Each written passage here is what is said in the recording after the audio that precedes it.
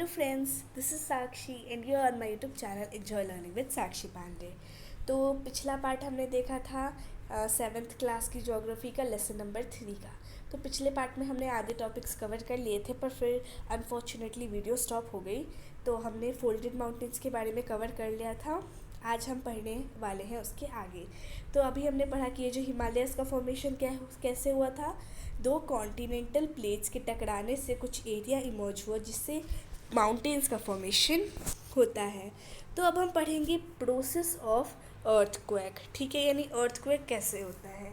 And earthquake is a sudden tremor और movement of the earth crust, यानी हमारा जो अर्थ का क्रस्ट है उसमें कुछ मूवमेंट आती है, कुछ टकराव आता है, कोई कलिजन होता है जिसकी वजह से अर्थक्वेक आता है। Which originates naturally at the below of surface, जिसका ओरिजिन कहाँ होता है, सरफेस के बिलो, यानी कि एंडोजेनिक फोर्सेस की वजह से।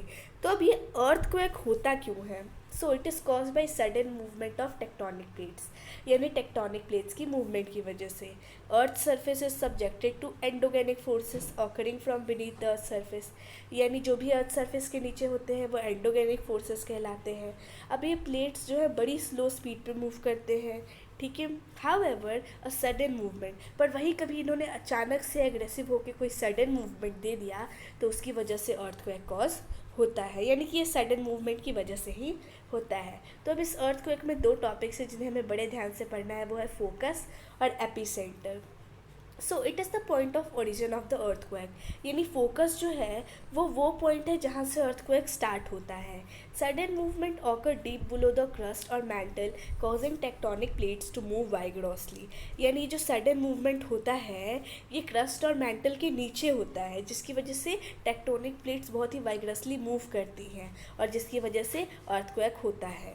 तो देखो अब इसके पार्ट, सबसे पहले आता है फोकस, यानी जहाँ से ये स्टार्ट हुआ, जहाँ से हमारा अर्थक्वेक स्टार्ट होता है जिस पॉइंट से, उसे कहा जाता है फोकस। और फोकस के जस्ट ऊपर वाले ज़मीन को हम कहते हैं एपिसेंटर, और एपिसेंटर से ही फिर वेव्स बनते हैं जिन्हें हम सीस्मिक वेव्स कहते हैं, ठीक है। आगे देखते हैं।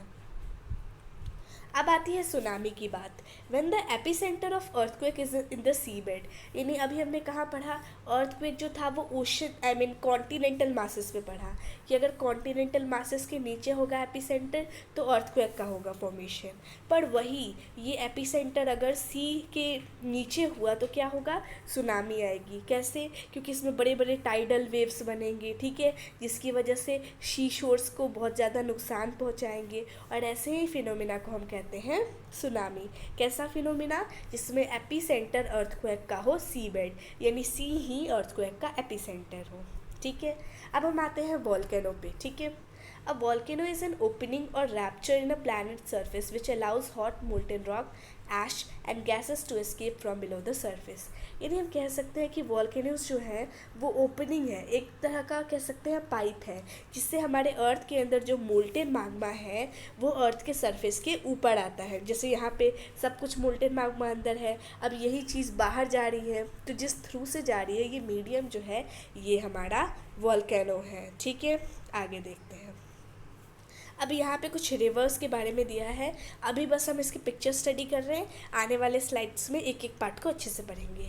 सबसे पहले आता है रिवर का सोर्स, ठीक है, फिर आगे आगे रिवर के सोर्स से रिवर निकलती है, फिर एक मतलब फॉल होता है, यानी ये वाटर नीचे गिरता है जिसे हम कहते हैं वाटरफॉल। फिर ये आगे आगे जैसे जैसे बढ़ता है इसमें छोटी छोटी नदियाँ आके मिल जाती हैं जिन्हें हम ट्रिब्यूटरीज कहते हैं। और फिर जब ये आगे जाती हैं तो फिर आगे जाते जाते जाते ये कहीं कहीं पे मींडर्स आते हैं, यानी जैसे कि यहाँ पे उठाव आ रहा है तो ये कहलाएगा मींडर, ये भी मींडर कहलाएगा, ये भी मींडर कहलाएगा, यानी मींडर्स आते हैं। और कभी कभी इन्हीं मींडर की वजह से थोड़ा सा पानी बाहर चला जाता है जिसको हम कहते हैं ऑक्सबो लेक, ठीक है। आगे देखते हैं। तो इसके बाद ये कुछ अपने साथ जो इरोडेड मटेरियल लेके आते हैं उन्हें ये अपने किनारों पे डिपॉजिट कर देते हैं, जिससे फूड प्लेन का फ्लड प्लेन का फॉर्मेशन होता है। फिर आगे जाके जब ये ओशन में मिलते हैं तब ये डेल्टा का फॉर्मेशन करते हैं। ठीक है, सबसे पहले पढ़ते हैं कि वाटरफॉल क्या होता है।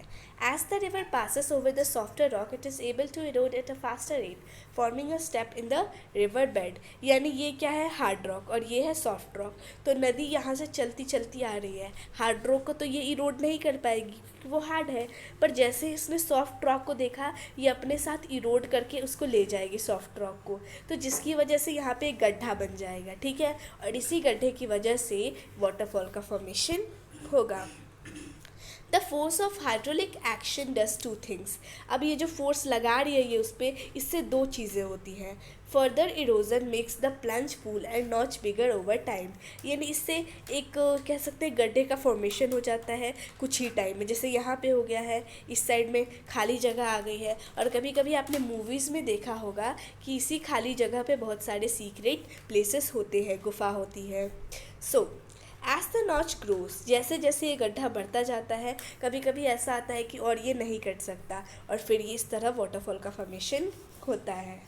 The process of erosion continue further eroding out of notch and plunge pool. Eventually, the harder rock up will collapse again, meaning that the waterfall will retreat upstream over time. यानी इसी तरह से ये process होती है। कैसे होती है, यहाँ से पानी आया, कहाँ से, हार्डर रॉक से, उसे तो इरोड नहीं कर पाया, फिर सॉफ्टर रॉक जैसे ही इसके पास आया तो उसे अपने साथ इरोड करके ले गया। ठीक है, आगे देखते हैं। अब आता है river. River cause change on the surface over which it flows. यानी रिवर जिस सरफेस पे फ्लो करता है उसमें बहुत सारे चेंजेस लाता है, यानी बहुत सारे फॉर्मेशंस करता है। सबसे पहले आता है meanders. So it is snaking pattern of water stream formed by alternatively eroding sediments from the outside of a bend and depositing them on the inside. यानी इसको हम इसका स्नेकिंग पैटर्न, यानी स्नेक की तरह इसका कुछ स्ट्रक्चर है ना, ऐसे ऐसे ऐसे, ये तो स्नेक की तरह स्ट्रक्चर है।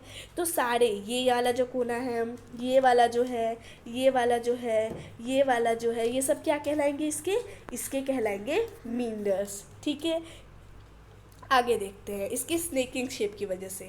फिर आता है ऑक्सबो लेक। तो ये एक यू शेप का वाटर बॉडी है जो कि कभी कभी पानी के ओवरफ्लो होने से बढ़ जाता है। जैसे कि ये रिवर है, ऐसे तो ये फ्लो कर रही है, पर यहाँ पे देखो एक ऑक्सबो लेक बन गया है।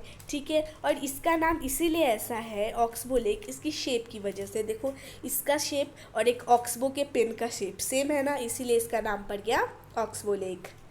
अब आता है air. Wind flowing over a long period create different forms. अब हवा भी जब बहुत ज़्यादा टाइम तक बहती है तो वो भी हमारे अर्थ पे चेंजेस लाती है। Usually found in desert areas, जो कि ये चेंजेस ज़्यादातर हमें डेजर्ट एरियाज़ में ही देखने को मिलते हैं। The wind blowing at high speed takes with it sand particle. जो हवा ज़्यादा स्पीड से बह रही है वो सैंड पार्टिकल्स को अपने साथ उड़ा के ले जाएगी।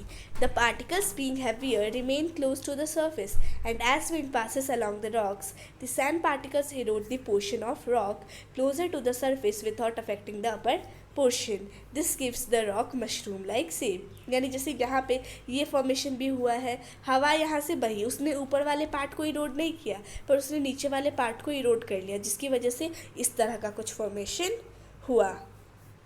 So this was for today. Wish you like the video. Thanks for watching the video.